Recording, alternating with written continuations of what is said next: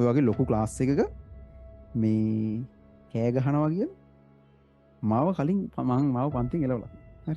මාත් එහෙම. හැබැයි අන්තිම කාලේ මම දෙවෙනියා හැමදාම මාත් එක්ක දෙවෙනියා මාත් එක්ක පන්තියේ හැමදාම මම පළවෙනියා වෙනකොට වාර 6ම මම එක වාර 6ම දෙක වෙච්ච තව එකෙක් හිටියා. ඒතර අපි දෙන්න එහා පන්තියේම හදිස්සියවත් හිටියනම් අපි 10 12 15 20 ඔය සීමාව. හැබැයි අපේ ගෙවල් වලින් දන්නේ එහෙමයි කියලා අපේ ගෙවල් වලින් හිතගෙන ආ මූ පන්තිය පළවෙනියා ඉතින් මේ ඉස්කෝලේ පළවෙනි වෙනවා කියන හොඳයි නේ කියලා හිතන්නේ හොඳයි කියලා හිතන් හරි. ඒකට පන්තිය හැමෝම ගෲප් එකට වාඩි වෙනවා මූ ගෲප් එකට වාඩි වෙන දවසේම සර් ඇවිල්ලා මාට්ටු වෙලා අම්මලාට තාත්තලාට එන්න කියලා හෙන්න කේස්. හරි. ඔක්කොම කරන වැරදි මූ කරන දවසට විතරක් කාට හරි දක්කේ. බලගේ ඔළුව ඇතුලේ උඹලා ලොකු එවුන්. ඕගොල්ලන්ගේ ඔළුව ඇතුලේ ඔයාලගේ ලොකු කතා තියෙන ඕගොල්ලෝම අදාගත්ත කතන්දර තියෙනවා. හරි. හැබැයි මේ කතන්දර වලට එහෙම කිසිම වැලිඩේට් වෙන්නේ නැහැ නේ. ඒවා වළංගු භාවයක් කිසිම වළංගු භාවයක් නෑ. ඔයාගේ ඔළුව ඇතුලේ මාර එකෙක්. අර එක තැනකදී මිනිස්සුන්ට හිතෙනවා නෑ එහෙම නෑ අපි මේක කරලා බලන්න ඕන. අපේ 100% අපි මේකට දීලා බලන්න ඕන. හරි. එහෙම දෙන්න ගත්තාම මිනිස්සු මාර දින වෙනස් කරන්න ඕන. ඉතින් එහෙම වුණාම කවුරු හරි බෑ කිව්වම මාර ආතල් ලැබ්ද. මොකක් හරි බෑ කිව්වම හරි වාට එහෙම පුළුවන් කියලා හිතෙන්නේ නැත්නම් ඒ වගේ දා කරන්නමයි ආස. එහෙම කරාම ළමයි එන්න කන්ෆිඩන්ස් එකක් කරනවා. මෙතනින් ඉස්සරහට කවුරු කොහොම ඔයාට යමක් බෑ කියලා හිතුවත් හරි වාට මොකක් හරි ඕන කියලා නැත්නම් වාට එක කරන්න පුළුවන්. එච්චරයි. මේ තීරණය ගන්න තමන්ගේ අනාගතය ගැන මොකක් හරි එකක් ගැන හිතලා වෙන්න පුළුවන්. ඔය ඉතින් ඇත්තටම වෙනස් වෙලා උන් යම් දෙයක් ඒ උන්ගේ ටාගට් එක උන් ඒක කරලා එතනින් අර වගේ වාට ඕන වෙච්ච එක අනිත්‍යම බෑ කියප එක ඇත්තටම වාට බැරි වුණොත් තියෙනවා. මොනවා මේක මාර හෙන ට්‍රොමැටික් වෙනවා. ඒ කියන්නේ ඒක මුළු ජීවිත කාලෙම සමහරවිට ඒක බලපාන. තාම වෙනස් වුනේ නැත්තම් දැන් වෙනස්. ටිකක් ටාගට් එක තියාගන්න ඔයාට අනාගතේ මොන හරි උළුවේ තියෙනව කරන්න ඕන. ඔයාට පළවෙනි දේ කන්ෆිඩන්ස් එකක් ගන්න. ඒ කන්ෆිඩන්ස් එක හදා ගන්න ඔයාට මේ හම්බෙලා තියෙන ටාගට් එක ඔයාට ඕන විදිහට ඔයා මේක කරගන්න ඕන. එහෙම නැත්තම් ඕක මේ ඉස්සරහට මාර විදිහට බලපාන.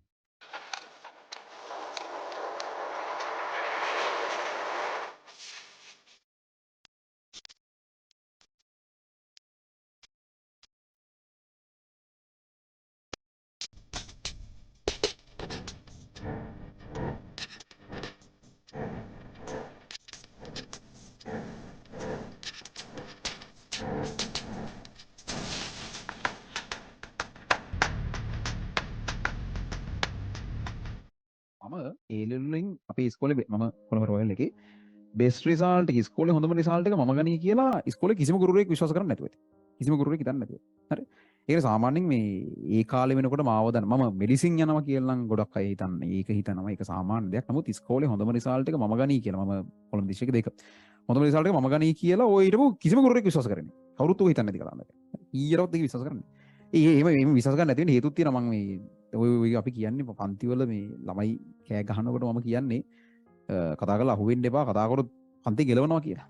මම එහෙම කියනවා. හරි. මම ඒක බය නැතුව කියන්නේ මොකද මාව එහෙම පන්තියෙන් එලවලා තියෙනවා. හරි. මේක මම ඕගොල්ලන්ට කලින් කිව්වේ නෑ නේද? මාව පන්තියෙන් එලවලා තියෙනවා කියන්නේ. ඔය වගේ ලොකු ක්ලාස් එකක මේ කෑ ගහනවා කියලා මාව කලින් මාව පන්තියෙන් එලවලා. හරි. මාත් එහෙම ඒක මහා ලොකු උගු පන්තියක අපේ පන්තියේ තනි පන්තියක මාව එලවලා තියෙනවා. ඒ කාලේ කිසිම කෙනෙක් මේ එහෙම මම අර වගේ ලොකු රිසල්ට් එහෙම විශ්වාස කරේ නැහැ. මේ ඇත්ත කතන්දර. හරි. බොහොම කලාතුරකින් ඒක දෙන්නෙක් කර හොඳටම දන්නේ ඌ එහෙම සමහරට කරයි වගේ එකක් තියෙන්නේ නැති. මේ මෙඩිසින් යයි කියලා නම් හිතන්නේ හිටියා. කියන්නේ ඒ මට්ටම හොඳ රිසල්ට් මට තිබෙන්නේ නැත්තේ නෑ නරක නෑ. නමුත් අර වගේ ලොකුම ලංකාවේ අතර කියන යමක් නේද? හරි. ඕක කරයි කියලා මේ කවුරුත් එහෙම හිතන් හිටියේ නෑ. හැබැයි ඒක කරානේ අන්තිම වෙනකොට එහෙම තමයි මාගේ අපේ පන්තියේ මාත් එක්කම හිටපු මගේ අනිත් එක ඌත් එහෙමයි. කියන්නේ ඌත් මුල් කාලේ එන ඒ යරීමේ හිටියා. දැන් අපි දෙන්නයි පන්තිය මෙහෙමයි. අපේ පන්තියේ තිබ්බේ එච්චර මේ හෙන මීටර් නෑ ඕකේ. අපේ පන්තියේ ගොඩාක් මීටර් හිටියේ නෑ. සාමාන්‍යයෙන් එච්චර ලොකුවට වැඩ කරන්නේ නැති සෙට් එකක් තමයි අපේ පන්තියේ හිටියේ. මම හැමදාම පන්තිය බලන්නේ. හැබැයි මං එහා පන්තියට යම එහෙම සමහර වෙලාවට මං පන්තිය 12 13 එහෙම. අපේ අම්මලා එහෙම දන්නේ නැහැ ඔය කේස් මොකුත්. අපේ අම්මලා හිතන්නේ මං මගේ පන්තිය පළවෙනි නිසා මං හෙන හොඳයි කියලා තමයි හිතන් හිටියේ. එහා පන්තිය මං හිටියේ මං පන්තිය 10 12 ඔය සීමාවෙ ඉන්නේ. එහා පන්තිය වුණු හෙනකට වැඩ කරන ගොඩක් හිටියේ. හරි. හැබැයි අන්තිම කාලේ මම දෙවෙනියා හැමදාම මාත් එක්ක පන්තියේ හැමදාම මම පළවෙනියා වෙනකොට වාර 6ම මම එක වාර 6ම දෙක වෙච්ච තව එකෙක් හිටියා. ඒතර අපි දෙන්න එහා පන්තියේම හදිස්සියවත් හිටියනම් අපි 10 12 15 20 ඔය සීමාව. හැබැයි අපේ ගෙවල් වලින් දන්නේ එහෙමයි කියලා අපේ ගෙවල් වලින් හිතගෙන ආ මූ පන්තිය පළවෙනියා. ඉතින් මේ ඉස්කෝලේ පළවෙනි වෙනවා කියන හොඳයි නේ කියලා හිතන්නේ. හොඳයි කියලා හිතන් හිටියා.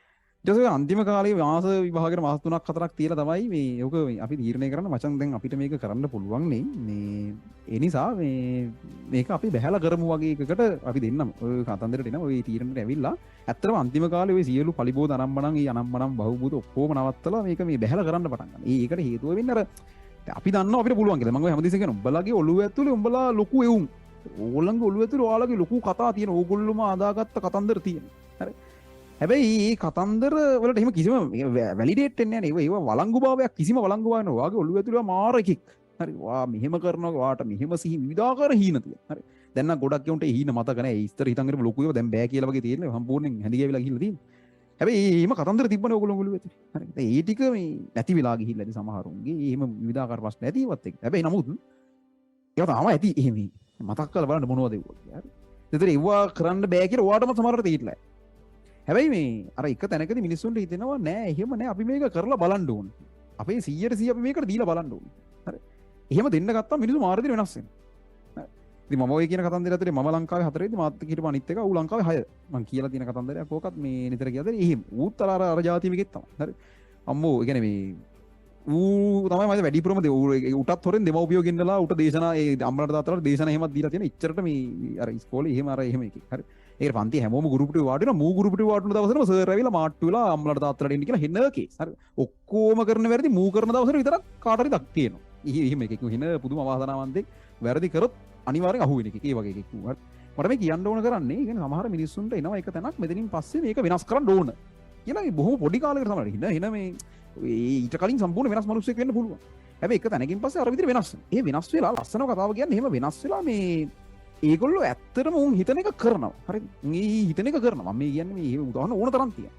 ඔය හැම අවුරුද්දකම මෙහෙම යම් විදිහට ළමයි. හරි. උන් ඇවිල්ලා මේ උන් මේ විදිහට වෙනස් වෙන්න ඕන කියලා එක තැනකදී හිතලා එතන ඉහට වෙනස් වෙනවා. ඒකේ උන් මේ තීරණය ගන්න තමන්ගේ අනාගතය ගැන මොකක් හරි එකක් ගැන හිතලා වෙන්න පුළුවන්. හරි. ඉතින් ඇත්තටම වෙනස් වෙනවා. වෙනස් වෙලා උන් යම් දෙයක් ඒ උන්ගේ ටාගට් එකට උන් ඒක කරලා පෙන්නන. එහෙම කරාට පස්සේ අර මම කියන කොන්ෆිඩන්ස් එක අපිට අම්මට ඉතින් මම දැන් මම හිතුවෙත් නෑ මෙහෙම කරගන්න පුළුවන් වෙයි කියලා. වෙන කවුරුත් එහෙම විශ්වාස කරෙත් නෑ එහෙම කරගන්න පුළුවන් වෙයි කියලා. හැබැයි මේ ඒක කරන්නේ මාර වැඩක් නේ. ඒක වුණා. නේද? අපි හිතුවා යම් දෙයක් කරන්න සහ අපි ඒක කරා. එහෙම කරාම ළමයි එන්න කොන්ෆිඩන්ස් එකක් කරනවා. මෙතනින් ඉස්සරහට කවුරු කොහොම ඔයාට යමක් බෑ කියලා හිතුවත් හරි ඔයාට මොකක් හරි ඕන කියලා නැත්නම් ඔයාට ඒක කරන්න පුළුවන්. එච්චරයි. අනිත් උන් ඒක විශ්වාස කරනවද කරනවද ඔයාට අදාළ නෑ. අන්නේ කොන්ෆිඩන්ස් එක මිනිස්සෙගේ ජීවිතේට ඕන. ඔයාට යම් දෙයක් කරන්න පුළුවන් කියන ඔයාම ඔයා විශ්වාස කරන එක. ඒක ඕන. හරි. මම මේ වෙනකන් යම් ගමනක් ඇවිල්ලා තියෙනවා නම් හරිද? මොනවා හරි මං හදාගත්ත යම් දේවල් ටික අපිට වඩා මහ විශාල මිනිස්සු ඉන්නවා. අපි හදාගත්ත මොනවා හරි ටිකක් තියෙනවනේ. සාමාන්‍ය අවුරුදු 23 24ක මිනිස්සුෙකුට නැති අපි හදාගත්ත යම් දේවල් ටිකක් තියෙනවා. ඒ සියලු දේ ළමයි පටන් ගන්න අරගෙන කොන්ෆිඩන්ස් එකත් එක්ක. ඒ ලෙවල් රිසල්ට් එක නෙවෙයි. ඒ රිසල්ට් එකේ ලොකු තීරණාත්මක දෙයක් නෑ. ඒක ලංකාවේ අන්තිමට උනත් සමහර ටියුෂන් කරන්න පුළුවන්. ඒක ප්‍රශ්නයක් නෑ. හොඳට ටියුෂන් හදන්නත් පුළුවන්. ඒක කොන්ෆිඩන්ස් කියන එක ඕන. හරි. ඒක වාට මේක කවුරු කොහොම බෑගොත් ඔයාලට මේක කරන්න පුළුවන් කියන විශ්වාසය තියෙන්න ඕනේ. එහෙම වැඩ කරන්න ඕනේ. ඉතින් එහෙම වුණාම කවුරු හරි බෑ කිව්වම මාර ආතල් ඇත්තට. මොකක් කරේ බෑ කිව්වම හරි වාට එහෙම පුළුවන් කියලා හිතෙන්නේ නැත්නම් ඒ වගේ දෙයක් කරන්නමයි ඔයා ආස. අන්න ඒ වගේ වෙන්නේ. ඒක කරන්න පළවෙනි දේ කොන්ෆිඩන්ස් එක ඕන. ඒ කොන්ෆිඩන්ස් එක ඇතින්නේ මේ විභාගේ එම දැනක්. හරි. ඉතින් මේක ඔයා මේ වෙනකන් ආපු ජීවිතේ මොන විදිහේ එකක්ද කියන මට වැඩක් නැහැ. මං කියන්නේ තාම වෙනස් වුනේ නැත්තම්. මං කියන්නේ ගිය මාසේ වැඩ ප්‍රමාණය භාගයක් හරි කරා කියනවා. ඒ හොඳටම ඇති. දැන් මේක කරගෙන යමු. හරි. තාම වෙනස් වුනේ නැත්තම් දැන් වෙනස් වෙනවා. ටිකක් ටාගට් එක තියාගන්න ඔයාට අනාගතේ මොන හරි උළුවේ තියෙනව කරන්න ඕන. ඔයාට පළවෙනි දේ කොන්ෆිඩන්ස් එකක් හදන්න. ඒ කොන්ෆිඩන්ස් එක හදා ගන්න ඔයාට මේ හම්බෙලා තියෙන ටාගට් එක ඔයාට ඕන විදිහට ඔයා මේක කරගන්න ඕන. එහෙම නැත්තම් ඕක මේ ඉස්සරහට මාර විදිහට බලපානවා. ඒක එහෙම නැතුව කොහොම හරි තැනකින් ඕක හදාගෙන මැච් එකක් ගහන ඉන්නවා යම් ප්‍රමාණයක් ඉන්න හොඳම තැන් වලට යන ප්‍රමාණයක් ඉන්න. නමුත් ගොඩක් අයට මෙතනින් අර වගේ වාට ඕන වෙච්ච එක අනිත්‍යම බෑ කියප එක ඇත්තටම වාට බැරි වුණොත් එහෙම. ඒ වුණා මේක මාර හෙන ට්‍රොමැටික් වෙනවා. ඒ කියන්නේ ඒක මුළු ජීවිත කාලෙම සමහරවිට ඒක බලපන්නේ. හරි.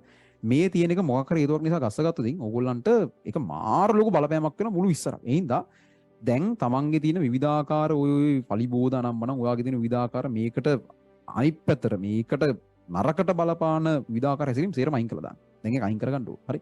අයින් කළා මම නිතරම කියන්නේ ඕගොල්ලෝ වැඩිහිටියෝ. පොඩි ළමයි නෙවෙයිනේ. අවුරුදු 18 19 20 කියන්නේ වැඩිහිටියෝ ඉන්නේ. හරි. වැඩිහිටියෝ විදිහට හැසිරෙන්න පටන් ගන්න. ලාමක විදිහට පොඩි උමක හිතන්න යන එක නවත්තලා වැඩිහිටියෝ විදිහට හිතන්න පටන් ගන්න. එහෙම හිතාගෙන දැන් වැඩ කරන්න.